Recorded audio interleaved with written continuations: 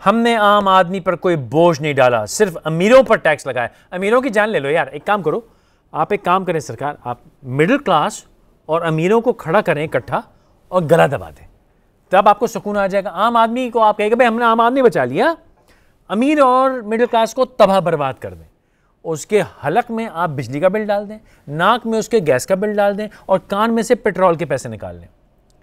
अगर अमीर आदमी और मिडिल क्लास आदमी जो कि इंडस्ट्रियलिस्ट है, बिजनेसमैन है, जो जिसे बुर्जुआ मिडिल क्लास जिसे कहते हैं, जो वर्किंग क्लास है, जो जाके टैक्स देती है, जो कारोबार धंधा करती है, जो दुकानदारी करती है, जो इंपोर्ट करती है, जो ट्रेड करती है, जो जो जो जो, जो फैक्ट्रियाँ चलाती है, जो मिलें चलाती है, यार उससे आपकी दुश्मनी क्या है?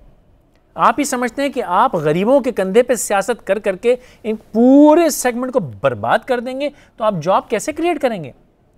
क्या आप वो इनकम सपोर्ट प्रोग्रामों की तरह लोगों को पैसे बांटते रहेंगे और लोगों को खुश करते रहेंगे? ये माजी की हुकूमतों का काम था, इस हुकूमत का काम नहीं है। सरकार मेरी, ये किसकी बात हो रही है आप समझ सकते हैं, जनाब असद उमर साहब की। ये इनके आज के तकरीर का कुछ लाइनें हैं। उन्होंने कहा कि स्टील मिल के रिटायर्ड मुलाजमीन की बेवाओं की पेंशन को रोका गया। हम आज इन बेवाओं का कर्ज अदा करेंगे क्योंकि कमज़ोर तबके को पीछे छोड़कर मुआशरा तरक्की नहीं कर सकता। अमीर और मिडिल क्लास को पीछे छोड़कर भी मुआशरा तरक्की नहीं कर सकता।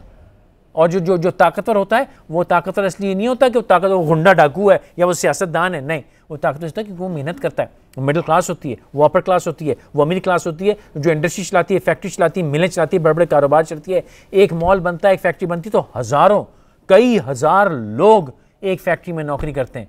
उनसे दुश्मनी क्या है यार आपकी? आपके पूरे इकोनॉमिक प्लान में, आपके और रज़ाक दाऊद साहब के पूरे इकोनॉमिक प्लान में एक दफ़ा जो इंडस्ट्रियलाइजेशन का जिक्र हो, अयूब खान के दौर की वाह चर्चा क्यों है? क्योंकि इंडस्ट्रियलाइजेशन थी।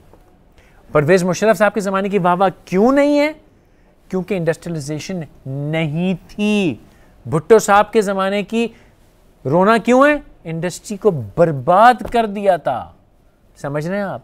कराची की बर्बादी की एक बहुत बड़ी वजह है क्योंकि वहां से इंडस्ट्री भाग गई कि वो सबसे बड़ी एम्प्लॉयर थी। असद उमर साहब ने फरमाया कि मुल्क की मईशत में 6000 अरब रुपए की सरमायाकारी की गुंजाइश पैदा की जाएगी। कैसे कैसे करेंगे आप? यहां पे कोई बाहर से डॉलर लाता है, वापस ले जा नहीं सकता।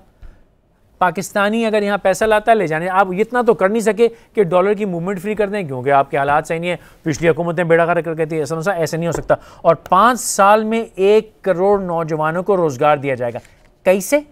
ये भी तो बताओ ना यार कि कैसे दोगे भैया?